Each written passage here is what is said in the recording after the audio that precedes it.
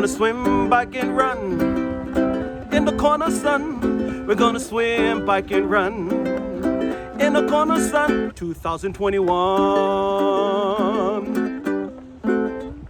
Thank you, Poncho Man. Again, welcome everyone to Breakfast with Bob, not quite Kona edition. My name is Bob Babbitt. We are brought to you by Challenge North America, Credo Tri, UCAN, Hoka One One, Velo Fix, Normatec, Canyon Bikes, and of course our Challenge Athletes Foundation. Right before COVID hit, we sent out 3,921 grants totaling $5.9 million to keep challenged athletes in the game of life through sport. Our next guest, someone I'm very anxious to get to chat with. His name is Shannon Kurek, and he is in his truck. He used to be a race director. Now he is a long-haul trucker driving across this great country of ours. Shannon, how you doing? Fantastic. What a thrill to hear the Poncho Man bring me in. Again, just as a complete tri-geek and someone that's listened to so many interviews and hearing him sing and play to be introduced, what a big thrill for me. So 32 years as a professional race director. Yes. COVID-19 basically shut down your business as well as so many others. How have you pivoted? Well, first of all, I wouldn't say I'm completely removed from race directing. I would say I'm more on hold for sure, like many others, as we try to survive this pandemic. What happened is that pandemic hit March of 2020, and things were really looking good for our particular business. 2020 was, all of the numbers were up. Things were looking just great. Really, it was looking like one of the best years of ours in 10 years. And then the pandemic hit, and I can remember thinking, kind of a forced break here for a month or two.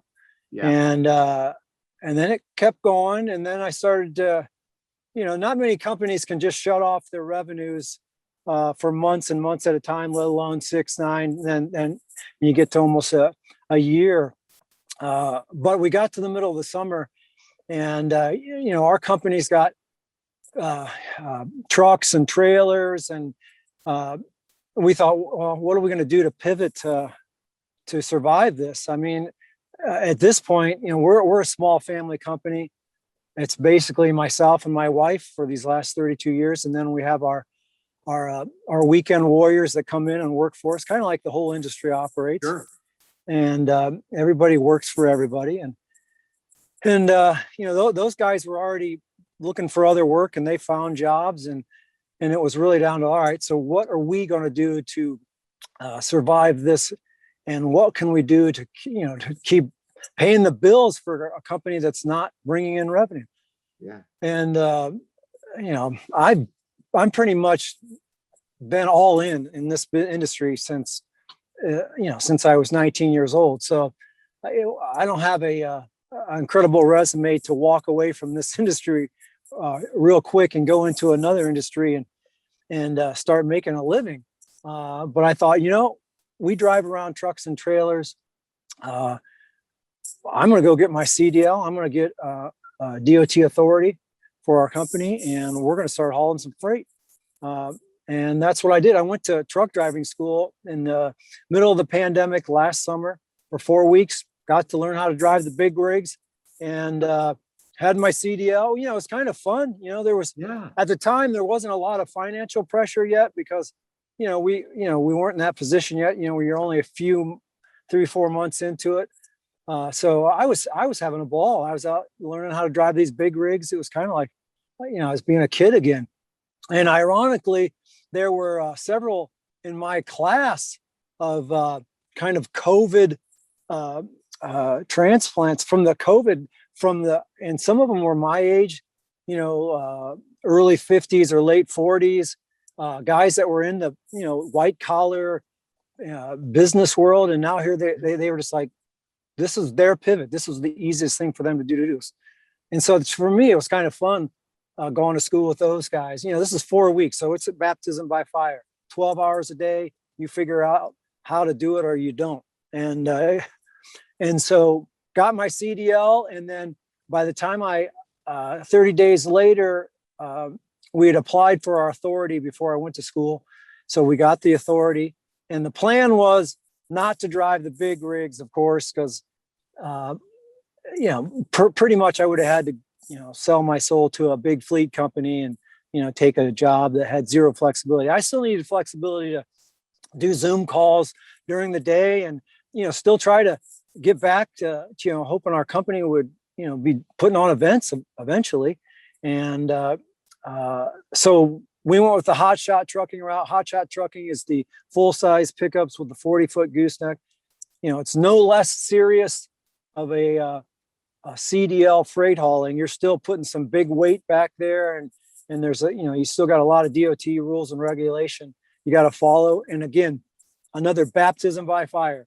I literally got out of that. 30 days later, I'm out on the road taking my first week getting freight dispatched to me, and I was heading to California. So, I didn't know anything about it other than you go to school for 4 weeks. I figure we've driven around barricades and other things on trailers to our events, and hey, how difficult can this be? Well, there's a lot of things. The DOT has a lot of rules and regulations, but I took it all in stride. I was literally, it was like an adventure, and then throwing the fact in that I've been a competitive age group triathlete for a few decades, and me not wanting, it's a lifestyle. You don't suddenly just go, okay, I'm just going to become a truck driver and live their lifestyle. I was like, how can I take my lifestyle and adapt it to this new trucking lifestyle? And so that was all part of the, I guess maybe my start of trucking was a little more challenging because I was trying to do a whole lot of other things. I still wanted to figure out how I could swim, bike, and run and learn how to truck drive. And it really came around quickly. I was, like I said, I was having a ball.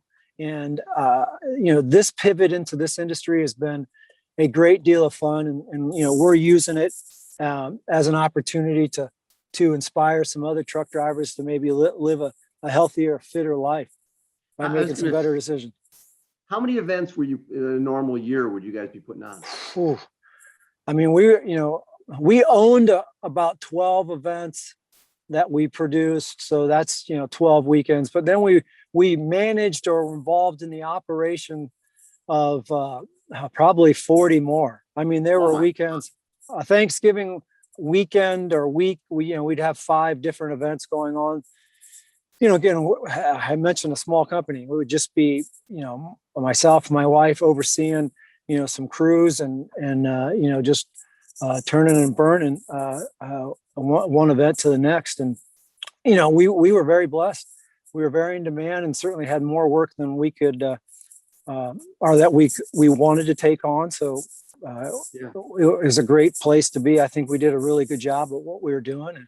And I've been, just because I got into this at such an early age, I just feel like I almost feel like I'm Forrest Gump at times. Like I've been in spots where I can't believe I'm there.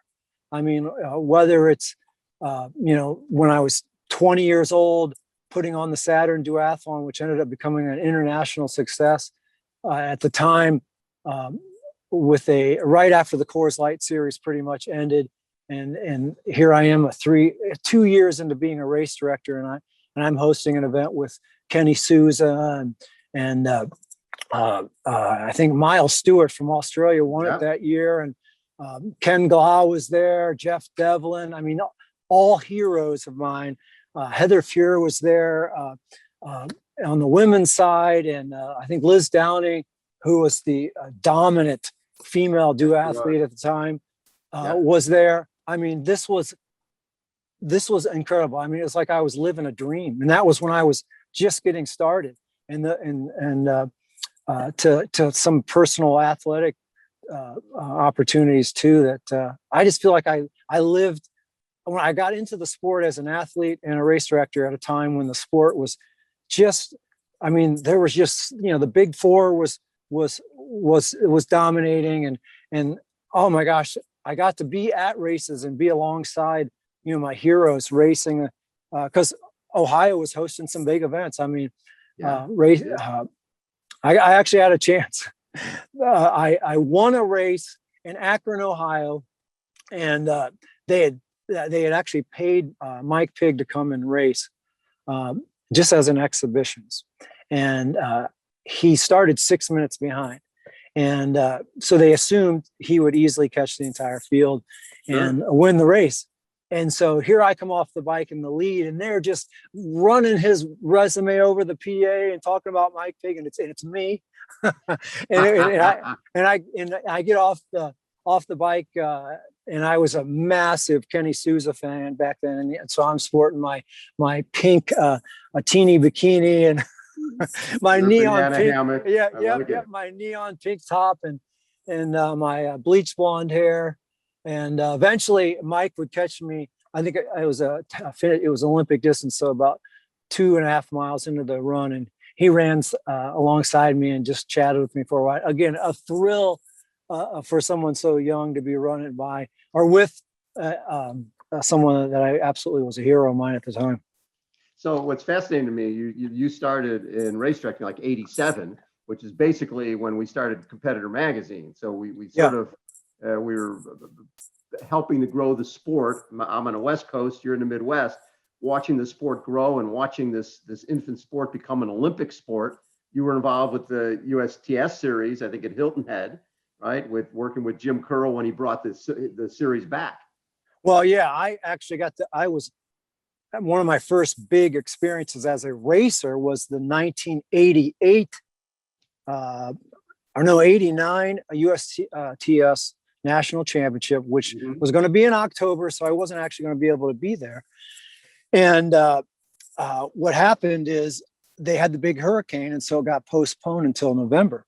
Right. And so my schooling schedule and everything made it a possibility. So I got to go there and race, and it was just an incredible. I mean, it was triathlon nirvana for me because Ironman was over, and now all the pros were pretty much loose. I mean, so they didn't have to worry about, sorry, I keep bumping my phone. You're good there. They didn't have to worry about the next race. So this is a mid-November, right before Thanksgiving race. And, of course, Bud Light's the sponsor and everybody was there. I think everybody except Mark Allen, but Dave Scott was there, Scott Molina. Oh my gosh, it was just incredible.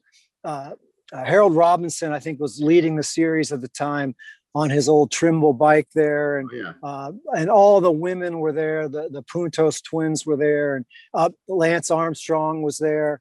Just incredible. And then a rip-roaring post-race party, even though it was kind of controversial because the top 6 guys actually were disqualified for drafting.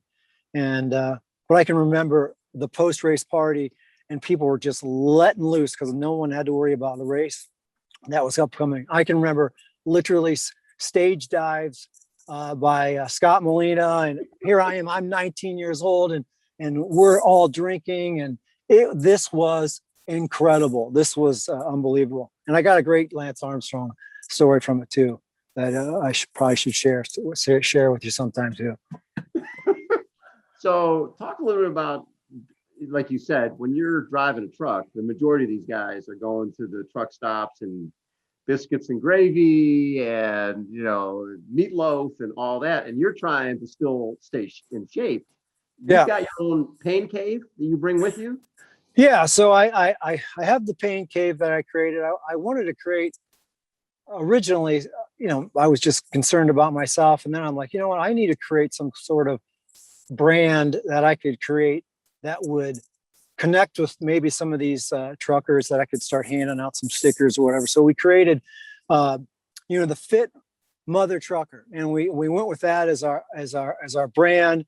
And so I got some workout apparel with the logo on it, and then some stickers to hand out to, when you see somebody or you get a chance to talk to somebody.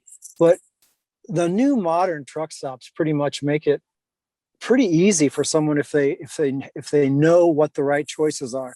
There's plenty of healthy food in these truck stops, and then it just becomes what can I do while I'm at these truck stops? Just to give you a little idea, truck drivers drive a lot. I mean, the way the DOT cycles run, there's basically 7 days. You can drive 11 hours a day, 7 days in a row, and that 11 hours has to be done in a 14-hour window. And most of the freight is on a timeline on that using the DOT schedule. So if they say, like I have a load now that's going to Kenosha, Wisconsin, 590 miles away, well, they know I can drive in 11 hours about 550 miles. So that load's due tomorrow before noon because they expect that. So all these guys are driving a lot of hours, and you have to stop at a certain time because you're on an electronic logging device that keeps track of you. So these guys have to stop, and they have to take breaks, and they also have time where they have 10 hours after they have to take 10 hours off after they've driven 11 hours. So there is time to get sleep. There's also time to get a little exercise in. And, for me, it was not that I wanted to go out and be an inspiration to anybody. First, I needed to figure it out for myself. And of course, everybody, and as you know, Bob, Zwift has become such a huge thing during this pandemic. I was a big fan of Zwift probably 2 years before the pandemic, and I really got into doing a lot of my bike training on Zwift. So I was really enjoying the indoor element and the ability to connect with some of my buddies and so forth. So how am I going to go out and drive? And I know I can take my bike with me, but setting it up and all the and unhooking it and trying to find a place to do it, that obviously was something I needed to overcome, because if it wasn't convenient and it made it difficult and it extended my day just trying to get set up, I probably wasn't going to do it. Right. Yeah. So I created what we called the mobile pain box, and that is our mobile pain cave. Sorry. And it basically is a box that opens from the top and opens on the side. And in is my road bike on my kicker trainer. And in 2 minutes, I pick up and I connect a shelf that then I move my my monitor. I have a 12-inch monitor. I connect everything. I got a mobile hotspot, and then I just have a plug that goes into my truck that runs off my battery. Everything is turned on. I'm ready to go. So, and I can do that all in about 3 minutes, and then I'm just riding away, and then I can get off. And obviously it's easy enough to run. You just got to be brave enough to run around circles inside of a truck stop. And then of course swimming. I got my swim bands, and I'm doing that. But as I'm doing this, I also am a big fan of P90X. I have been for, I think, since I was 39 years old when I first watched my first Tony Horton video. And so I have stuff in there in my pain cave that I can do that. So, and as I'm doing these things, it's, I'm stationary, obviously, especially when I'm on my bike riding Zwift. I'm able to look out and just kind of watch people. And it's pretty interesting if you're at a busy truck stop to see kind of how our culture kind of behaves now. Everybody's very distracted, and you would think, how can you sit there on the back of your truck riding your bike in the middle of a truck stop? I literally don't think I'm literally never noticed. I mean, it's like I'm not even there. I'm invisible. I mean, I will watch people get out of their cars. I know usually I pull to the auto RV side after I fuel up, just because of the air quality over in the big truck area is pretty poor, because most of the trucks, they park and they keep their trucks running. So I'll be over there. So I'll be literally right beside a very busy auto fuel stop at a major truck stop. And I'll be literally 30 feet away riding Zwift, glowing in the dark, I mean, because it's, and no one will even notice me, because what I'm watching, Bob, is people step out of their car, put their phone in their face, pump their gas with their phone in their face, go into the store with their phone in their face, get a snack, come out, and then leave. And I've had maybe 3 people stop, and they've all been over the age of 60, and they were actually came over to talk to me.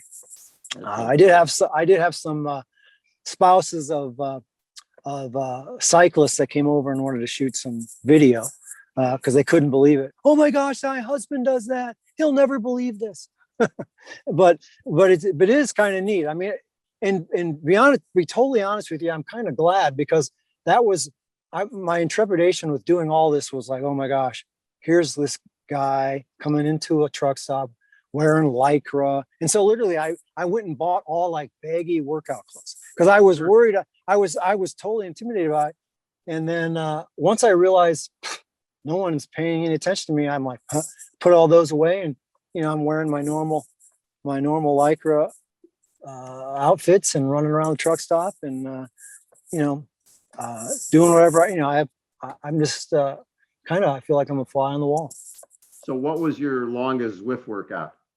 My longest Zwift workout happened. I was taking a load from Athens, Georgia to Oakland, California. And we were betting on that Texas ice storm was going to be gone. So we were going through there 2 days after it had hit. Well, that was not a good judgment call there, because first of all, I didn't even make it to Texas. I got stuck for 2 days on I-20 in Louisiana alongside the road. Oh. And it got, believe me, you get a whole bunch of truckers along a highway, it gets third world real quick.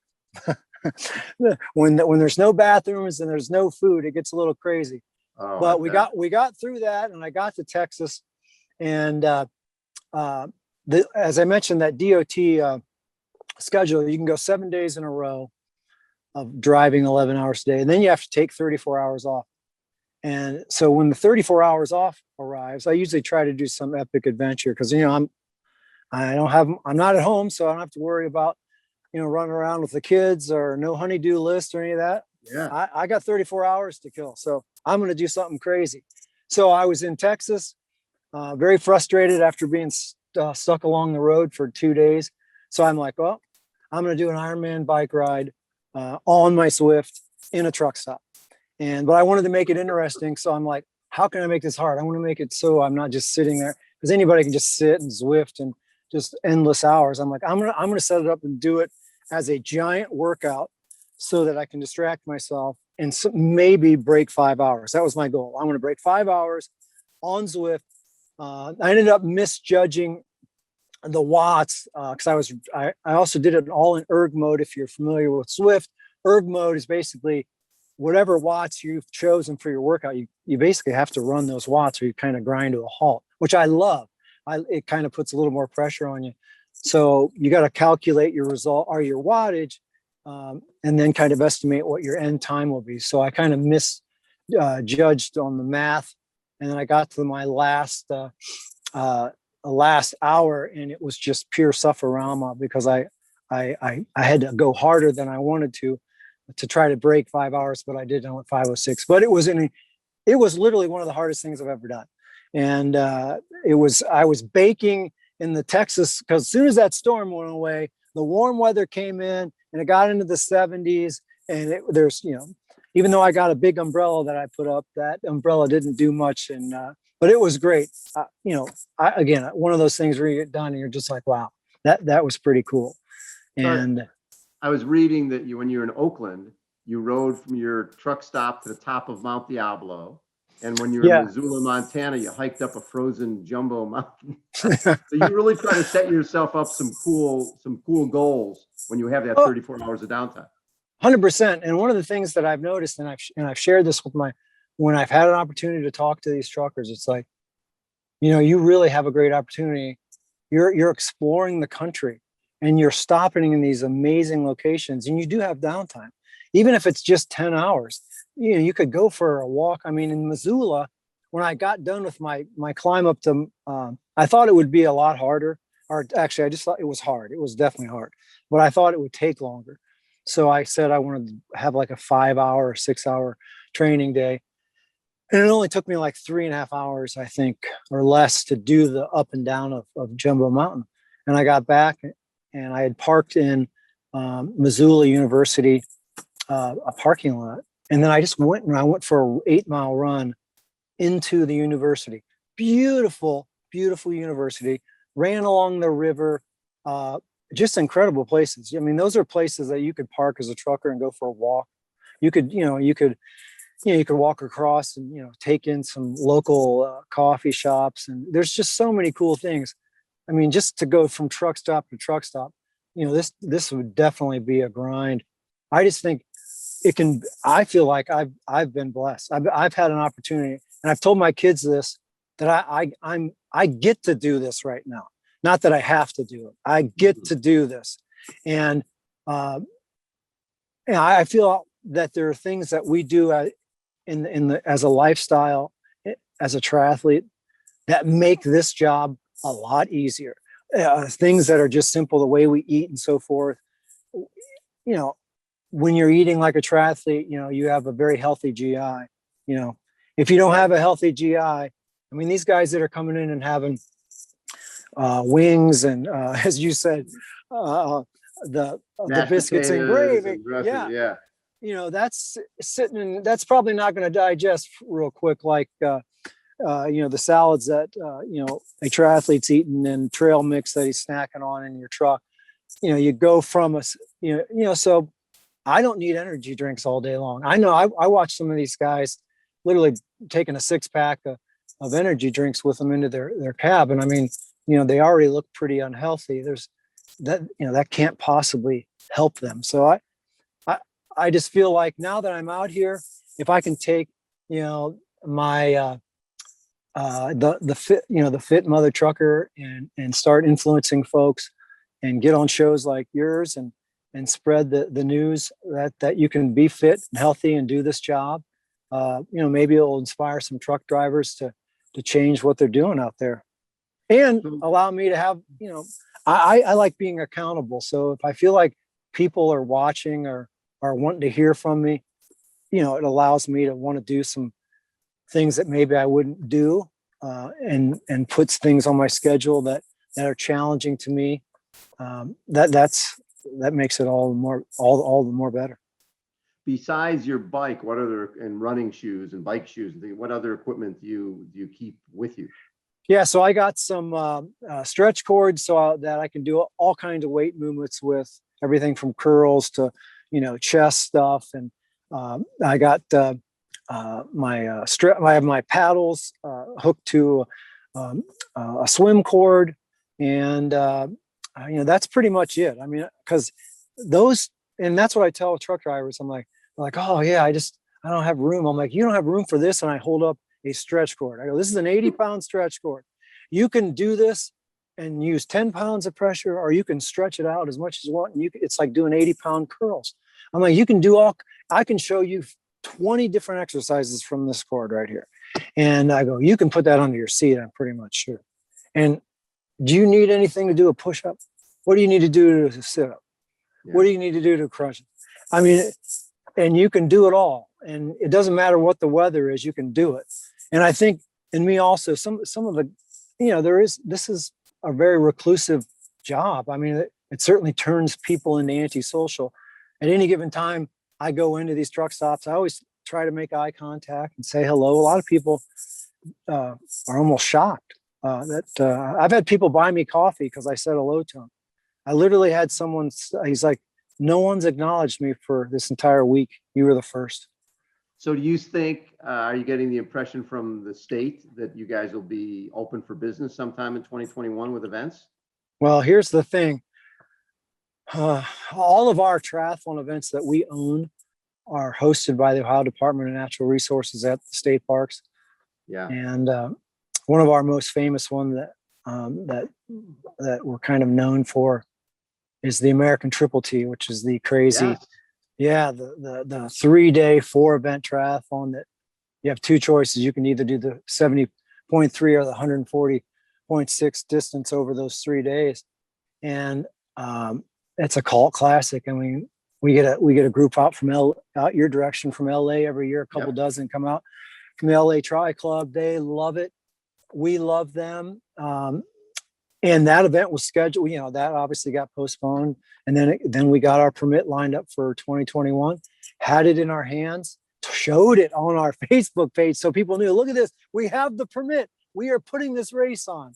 And then the Ohio Department of Natural Resources sent us an email, recanted on the whole thing, and said right after Thanksgiving of this year that no events are going to happen in 2021. We're like, wow, how can you make that decision? It's thanks. early, It's not even 2021. You're making decisions for, they're like, well, we'll start looking at events in June. I'm like, our permits we'll start looking at permits in June. Well, who can put on us, Ohio, June, July, August, there's your season. I mean, how can you promote events? How can you advertise events if you don't know they're going to even be permitted? And what we're seeing, Bob, too, is this, we've trained people to the consumer confidence is gone with events happening, whether it's Ironman events get on the schedule and then they get canceled or they get moved or they get pushed again, or their local event, it's on the schedule and it gets canceled. So now so it's like, oh my gosh, what are we going to do? We will be out of business after 32 years. We cannot take 2 years off from revenue. And frankly, I'm out here driving enough miles so that I can underwrite an entire operating budget for our company and my personal budget. So I'm like, if I'm going to be doing this, doggone it, these events, they better come back in 2021 because I can only do this so long. My wife's going to be like, no way. I mean, Jennifer is going to be like, how much are you going to do for this sport and wait and keep throwing money at it if it's not going to come back? And so I put my thinking cap on in December and I'm like, let's just find all new venues and see if we can get permits that have no connection with the state of Ohio. Yeah. And we actually found them. And then we announced again another change for the American Triple T and the rest of our series. Hey, we're and so now it's a believability. I mean, are you kidding me? I mean, we got here. A perfect example is that LA triathlon group that I talked about. They're just like, we just can't do it. I mean, and I totally get it. I mean, I'm asking them to trust me as I've switched. Now I'm at a different venue. Not only did I have to change the date, now I've said, okay, it's all going to be great. It's going to be here. Here's why it's going to be so awesome. It's a big deal for them to come out, and I understand. And so what I'm seeing now, even though we have now permits for events, we've found them for all of our events, and we're like, come on, sign up. Here we go. People are just not signing up because people are still in disbelief if these events are going to take place, regardless of what social media posts we do, and that looks fun and I get it. I get it. I mean, I'm they're not trusting you. They're not trusting the states and the counties the states and counties don't quite understand. You're not a restaurant where they can tell you, hey, you can open up next weekend and you can open up next weekend. You need a 6-9 month lead time to sell enough entries to be able to put on the event. Plus not knowing if there's going to be COVID limitations on the numbers of people. It's not like your costs go down on the streets or anything else if they cut your numbers to 30%. Sometimes you can't do the event for 30%. No, and now, and here's another nightmare that we have to add to. And the reason that I have to be out here driving is we had 35% of our entries already come in when we shut everything down, and all those have to be transferred. So you want to talk about margins? There's my margin. 35%, I'm moving it into 2021. What does that mean? That means I can't pay myself it's like a love offering. I have to put on all these events for free. Which I'm willing to do to survive, but that's just the reality. That's the reality of it, because we're transferring all that from 2020 over to 2021. And people that are like, oh, just give us our money back. I mean, that's an impossibility. I mean, that's crazy talk. I mean, this is, who knew when things would just stop? And we use a Chinese, T-shirts, medals, we everything. order all of it. Yeah. We had already ordered everything last year before this hit. So what does that mean? That all that revenue that came in, we used that as our start capital to order all this stuff. Because if we ordered early, we get these great price breaks, and then we can save a lot of money. So we did that. And so, and then that money that came in was used for things that basically didn't even get shipped over, because we're like, it's all dated, and it's just like, just hold on to it. And then eventually, they wouldn't hold on to it, and they just had to destroy it, and we have to start from scratch. But, it's, I'm not someone that's going to sit here and whine and cry about it, because, I'm watching, as you mentioned, other small businesses that have no chance of coming back. Literally, I live in this little town of Granville, Ohio. It's a wonderful town. Denison University is home there, and it's literally like Mayberry. It's a suburb about 30 miles to the east of Columbus, Ohio. Love it.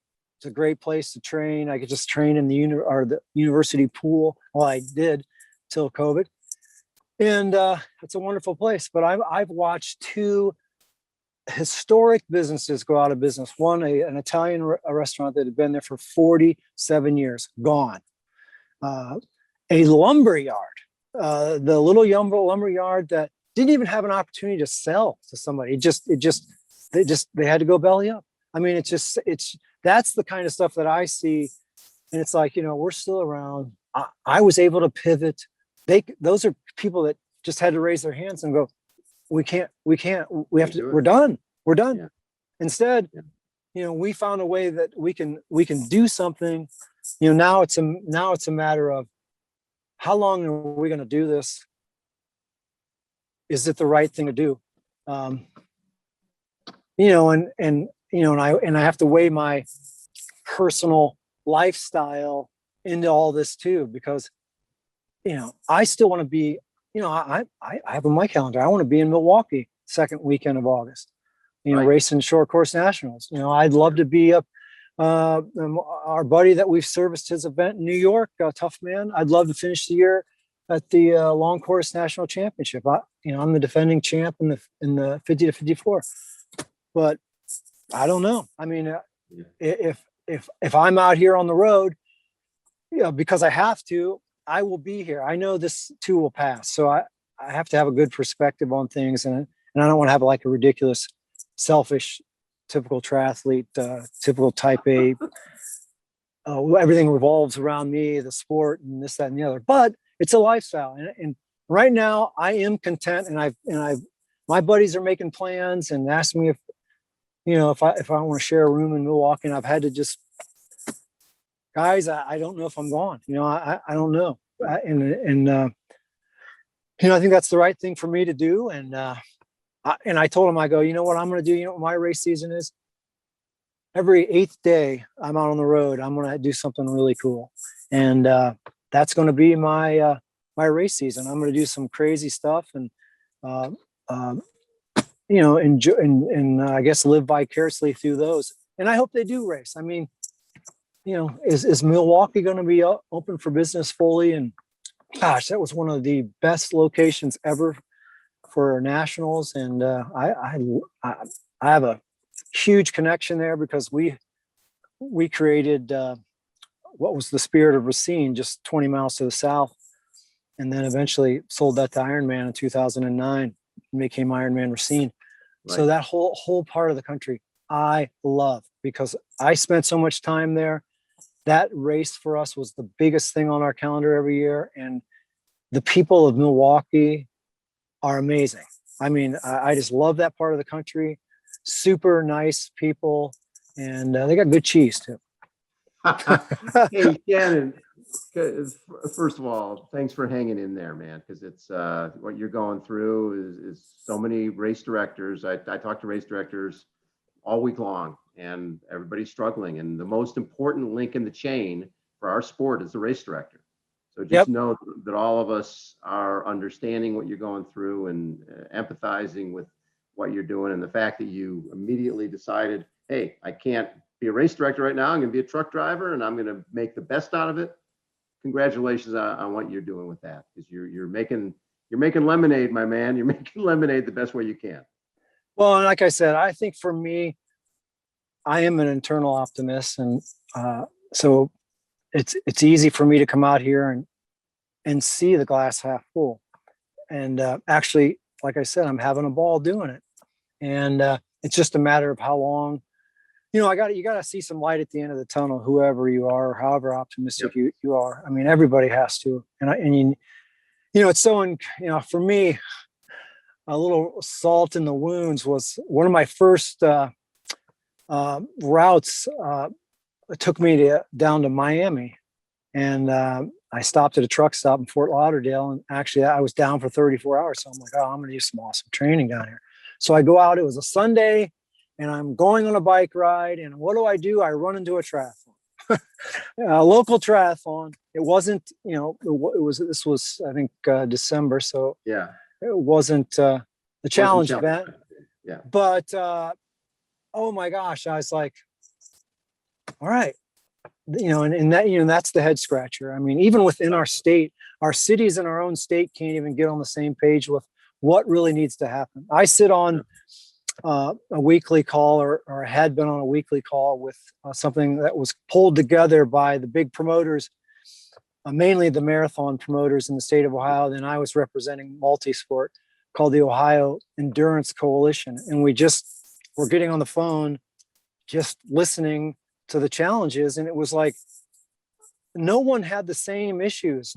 One would have a solution that would work for this Toledo, Ohio, that would not be working in Akron. Oh my gosh. And we have, and the big part of our business, Bob, is actually not the events that we own. It's the service events is the big side of our business. So the major events, going out and providing, 3 miles of barricades for them, or providing operational work, doing everything for them from the permitting to, coordinating volunteers for those are our big accounts. And those are some big 7-figure events. And those are events that this is now year number 2. They aren't happening. And there's some big promoters that are now going, whoa, this is the real thing. Yeah. So, hey, Shannon, thanks so much for taking time, bud. And enjoy the road. Yeah, thank you. And like I said, this is a dream come true to hear that intro, and then to be talking to you. What a thrill. And definitely got to connect with you in person sometime, and hopefully it's out in Kona. And I'm just out there enjoying the week, and we can have some time. But yeah, again, thank you so much. You're welcome. Shannon Kurek has been our guest again. Breakfast with Bob, not quite Kona edition. Thanks everybody for tuning in. We'll catch you next time. See ya.